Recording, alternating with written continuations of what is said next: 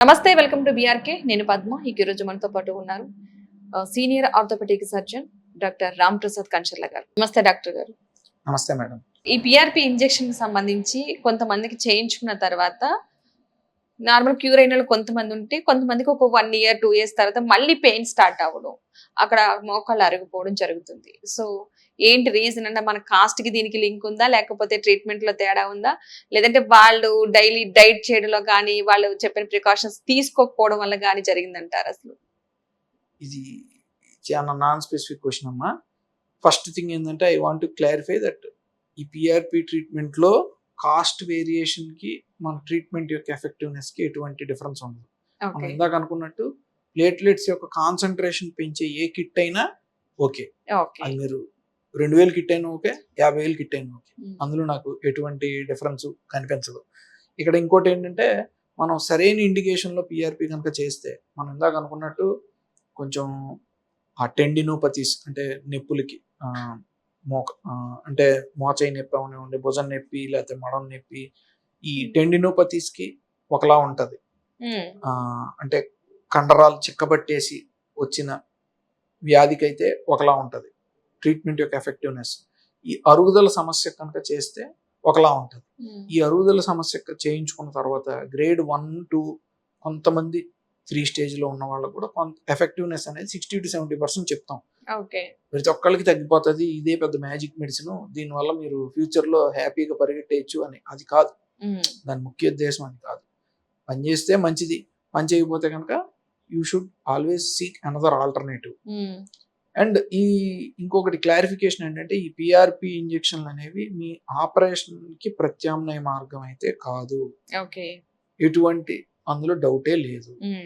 మీరు ఒకవేళ ఏ డాక్టర్ అయినా మీరు గ్రేడ్ 3లో ఉన్నారు, లేదంటే గ్రేడ్ 4 ఆర్థరైటిస్లో ఉన్నారు, ఆస్టియో ఆర్థరైటిస్లో ఉన్నారు, మోకాలు బాగా అరిగిపోయింది అని సర్జికల్ ఇండికేషన్ ఉంటే, మీరు వెళ్ళి మళ్ళీ ఇంకో డాక్టర్ దగ్గర పిఆర్పి చేయించుకుని అది ఫెయిల్ అయితే కనుక అది మీ ట్రీట్మెంట్కి మీరే బాధ్యులు, కానీ డాక్టర్స్ ఎటువంటి బాధ్యత తీసుకోరు.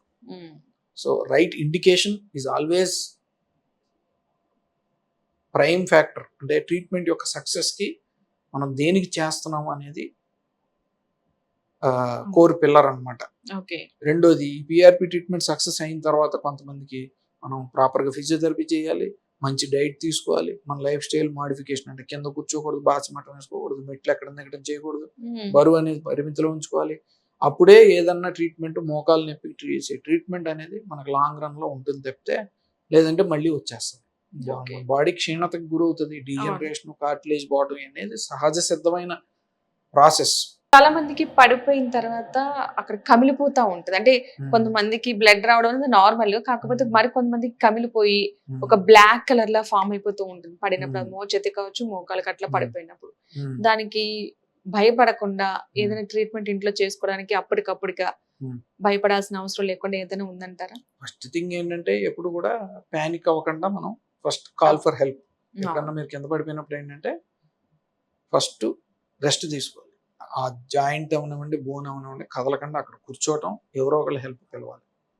దాని తర్వాత అక్కడ బ్లడ్ క్లాట్ అవడం స్టార్ట్ అవుతుంది. ఆ బ్లడ్ క్లాట్ ఆపాలంటే ఫస్ట్ ఐస్ పెట్టాలి, రెస్ట్, తర్వాత ఐస్, తర్వాత కంప్రెషన్ అంటే అక్కడ ఏదన్నా ఒక అట్ట మొక్క కానీ చెక్క మొక్క కానీ ఏదన్నా ఉంటే కదలిక అనేది తగ్గించి ఒక చిన్న రోలర్ బ్యాండేజ్, దుప్పటైనా అవ్వచ్చు, లేదంటే రోలర్ బ్యాండేజ్ అవ్వచ్చు, క్రేప్ బ్యాండేజ్ అవ్వచ్చు, ఏనా కంప్రెషన్ అవ్వాలి.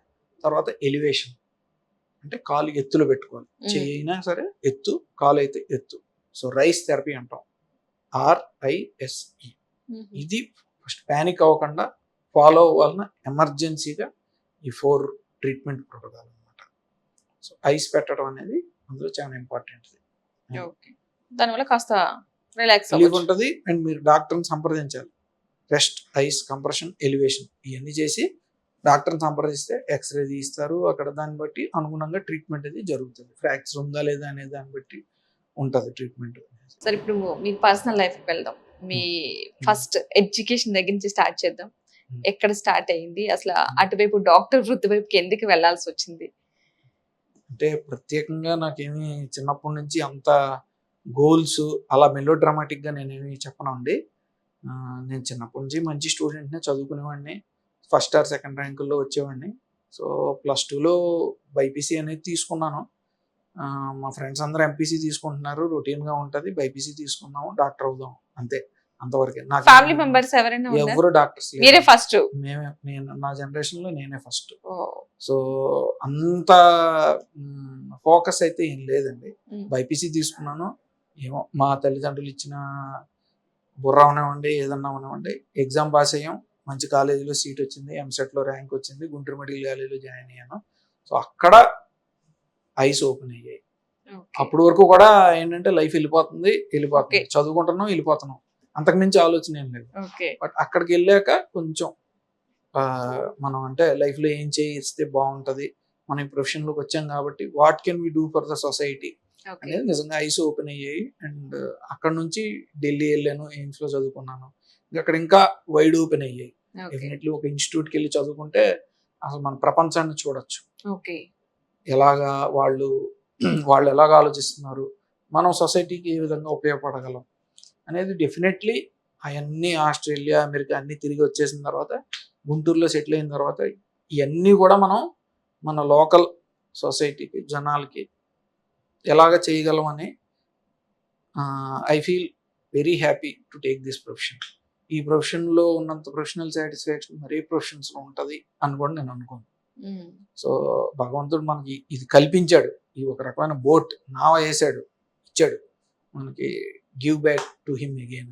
అదే భగవద్గీతలో కూడా మనకి చెప్పింది అనుకుంటాను. ఎందుకంటే ఇంట్లో ఫ్యామిలీలో ఎవరైనా ఉంటే వాళ్ళని అంటే వాళ్ళ ఫోర్స్ అవ్వచ్చు, లేదంటే వాళ్ళకు ఉంది కాబట్టి మనకు కూడా బ్రెయిన్ లో అది రావచ్చు, లేదు ఏదైనా ఒక ఇన్సిడెంట్ జరిగి ఉండొచ్చు, కానీ అవి ఏమీ లేకుండా నార్మల్ గా చదివిన ఒక పర్సన్ ఒక డాక్టర్ అయ్యి అసలు దాంట్లో కొత్తగా ఇంకేం ఉన్నాయి కొత్తగా అనేది సెర్చింగ్ లో ఉన్నారంటే చాలా గొప్ప విషయం అని అనుకోవాలి అసలు. అంటే అంత పొగడత అవసరం లేదమ్మా. మనకి ఏంటంటే it came out of first thing ఏంటంటే డెస్పరేషన్. కొన్ని గోల్స్ ఏంటంటే డెస్పరేషన్, హంగర్. ఫస్ట్ అనుకోలేదు కదా సార్ డాక్టర్ చదువుదాము, అసలు డాక్టర్ అవ్వాలి, అసలు మీరు అసలు ఏమందాం అనుకున్నారు? అసలు అది ఏమీ అనుకోలేదు. లైఫ్ ఎలా వెళ్తుంది, చాలా మనం చదువుతున్నాము, ఎంసెట్ లో ర్యాంక్ వచ్చింది, జాయిన్ అయిపోయాము, ఒకదాని తర్వాత ఒకటి అవి లైన్ లో పడిపోయాయి. ఇందాక ఫార్మల్ ఇంటర్వ్యూ ముందు కూడా అనుకున్నాం, ఒకటి ఆశించి చేయటం కన్నా ఏమి అవసరం లేదు. మన వృత్తి, మన ధర్మం అనేది కరెక్ట్ గా చేసేస్తా ఉంటే మిగతాదంతా కూడా భగవంతుడు చూసుకుంటాడు. Everything will fall in place. మనం ఏదన్నా ఆశించి చేస్తున్నాం అంటే నిరాశ, నిస్పృహ అనేవి డెఫినెట్లీ వస్తాయి. So your goal should come out of inspiration. ఒక రకమైన ఇన్స్పిరేషన్ తో మన గోల్ సాధకం అనేది రావాలి. డెస్పరేషన్ తో ఏదో కావాలి అనే హంగర్ తో అనేది మనకు ఆ ఫుల్ సాటిస్ఫాక్షన్ ఇవ్వదండి. ఒక దగ్గరికి వెళ్ళాక ఆగిపోతాం, అది గోల్ రీచ్ అయిపోయాం, ఆగిపోతాం. అలా కాకుండా మన ధర్మం మనం చేసుకుంటా ఉంటే అసలు ఆగాల్సిన అవసరం లేదు. ఓకే, ఎందుకంటే ఫ్యామిలీలో ఎవరు అవ్వలేదు కాబట్టి మీరు అయ్యారు కదా. ఫ్యామిలీలో ఎలా అనిపించింది? మీ మదర్కి కావచ్చు, ఫాదర్కి కావచ్చు, ఎలా అంటే ఎలా? దే ఆర్ హ్యాపీ, అసలు అనుమానం లేదు. అంటే నేను సక్సెస్ అని అన్నగాని, బట్ నేను నా నా కాళ్ళ మీద నేను నిలబడుతున్నాను. మా హాస్పిటల్లో నేను 70 మంది ఫ్యామిలీస్కి అన్నం పెడుతున్నాను. సో వాళ్ళు ఆ హ్యాపీనెస్ అంతా చూసి, వాళ్ళు అబ్బాయి సక్సెస్ అవటం చూసి వాళ్ళు దే ఆర్ హ్యాపీ. అండ్ దీంతో పాటు మనకు ఒక రెస్పాన్సిబిలిటీ కూడా వస్తుందండి. సో అది కొంచెం మనకేంటంటే అమ్మో భారం అని అనిపిస్తుంది. బట్ రెస్పాన్సిబిలిటీస్ ఏంటి అసలు ప్రెజెంట్? మనం ఫ్యామిలీకి ఒక ఎక్స్పెక్టేషన్ క్రియేట్ చేస్తాము. తర్వాత మన ఎంప్లాయీస్, మన సొంత హాస్పిటల్ అయింది, మరి మన కింద ఇలాగ 70 మంది ఫ్యామిలీస్ అనేవి ఉన్నాయి. And they are our driving force. మనం పని చేయడానికి అది ఒక డ్రైవింగ్ ఫోర్స్, మనకు ఒక రెస్పాన్సిబిలిటీ కూడా అది ఉంటుందండి. ప్లస్ ఇప్పుడు ఏంటంటే మేము 50 బెడెడ్ హాస్పిటల్ ఎగ్జిస్టింగ్, తర్వాత ఇప్పుడు ఇంకొక 100 బెడ్ హాస్పిటల్కి వెళ్ళటానికి ప్లాన్ వేస్తున్నాము. సో ఎవ్రీథింగ్ అలాగా అడుగులో అడుగు వేసుకుంటూ ఎవ్రీథింగ్ ఈజ్ రెస్పాన్సిబిలిటీ. అండ్ ఆ రెస్పాన్సిబిలిటీ నుంచే వస్తుంది గ్రోత్. ఎప్పుడైనా ఈ డాక్టర్ కోర్స్ చదువుతున్నప్పుడు ఇంత టఫ్ ఉంది, అనవసరంగా ఈ వేలోకి వచ్చానని అనిపించిందా? లేదు మంచి ఛాలెంజింగ్ ఉంది, నెక్స్ట్ ఏంటో తెలుసుకుందాం అనిపించిందా మీకు? అసలు ఏ రోజు కూడా నిరాశ, బ్యాక్ స్టెప్ వెళ్దాం అనిపించలేదు, అసలు రాంగ్ లో వచ్చాను అసలు నాట్ ఈవెన్ సింగిల్ సెకండ్ అనుకున్నాను. అంటే జర్నీ వాజ్ థ్రిల్లింగ్ ఉమ్, గానే ఉన్నది. అంటే ఆ రోజు 16 గంటలు చదవాల్సి వచ్చినా ఉమ్, జర్నీ అనేది థ్రిల్లింగ్ గానే ఉన్నది. కొంచెం ఒక్కొక్కసారి మనిషి అనేవాడు అలసిపోతాడు కదా, ఒక్కొక్కసారి అలా అనిపిస్తదేమో కానీ but journey was thrilling. It అంటే వాజ్ ఒక హ్యాపీ. డాక్టర్ గా చదవాలి మినిమం 16 గంటలు చదవాలి. అంటే మంచి ఇన్స్టిట్యూట్ లో పేరు తెచ్చుకుని మంచి పొజిషన్ లో ఉండాలి, మంచి ఇన్స్టిట్యూట్ లో చదవాలి అని అంటే మాత్రం ఓకే. 16 hours చదువుకోవాలి. ఇప్పుడు ఎవరైనా సరే ఇన్ కేస్ ఇలా డాక్టర్ గా అవ్వాలి అంటే ఒక్కొక్కరు ఒక్కొక్క వేరియేషన్ వెతుక్కున్నా, మీరు ఆర్థోపెడిక్ అయినా కొంతమంది కొన్ని కొన్ని ఉంటాయి కాబట్టి డాక్టర్ గా రావాలనుకున్న వాళ్ళకి మీరు ఇచ్చే సజెషన్స్ ఏంటి అసలు? ఒక సింపుల్ సజెషన్ అండి, ఈ ప్రొఫెషన్ ని కావాలి అని అనుకునే తీసుకోండి. ఉమ్, ఎవరో మిమ్మల్ని ఫోర్స్ చేశారు, మా అమ్మ నాన్న నన్ను ఫోర్స్ చేశారు, లేదంటే ఇంకెవరో మా ఇంట్లో వాళ్ళు ఫోర్స్ చేశారు, లేదంటే వాడవుతున్నాడు మా పక్కన ఈడవుతున్నాడు అని చెప్పి మాత్రం రావద్దు. ఓకే. అలా వస్తే కనుక డెఫినెట్లీ అన్హ్యాపీగా ఉమ్, ఉంటారు. ఎందుకంటే ఈ డాక్టర్ ప్రొఫెషన్కి వస్తే కనుక కొన్ని సాక్రిఫైజెస్ అనేవి ఉంటాయి. ఉమ్, మనం అవి అన్నీ కూడా దృష్టిలో పెట్టుకుని కష్టంగానే ఉంటుంది అని చెప్పి జర్నీ అనేది స్టార్ట్ చేయాలి. ఓకే. డెఫినెట్లీ కష్టం ఉంటుంది, ఆ కష్టం నుంచే మనకి ఇష్టం వస్తుంది, ఇష్టం నుంచి ఆ సాటిస్ఫాక్షన్ అనేది ఉంటుంది. ఓకే. ఫ్రూట్స్ అయితే ఉంటాయి, ఉమ్, బట్ జర్నీ అనేది కొంచెం ఎగుడు దిగుడు ముళ్ళు అన్నీ ఉంటాయి. ఉమ్, బట్ ఎండ్ ఆఫ్ జర్నీ మీకు హ్యాపీగానే ఉంటుంది, సాటిస్ఫైయింగ్ గానే ఉంటుంది. కాకపోతే ఒకళ్ళ బలవంతం మీద మాత్రం రావద్దు. ఓకే. ఇది ఒక సొసైటీకి సర్వీస్ చేస్తున్నాము, ఫ్రీగా ఏం చేయట్లేదు, అవసరం లేదు, ఉమ్, ఫ్రీగా చేయాల్సిన అవసరం కూడా లేదు.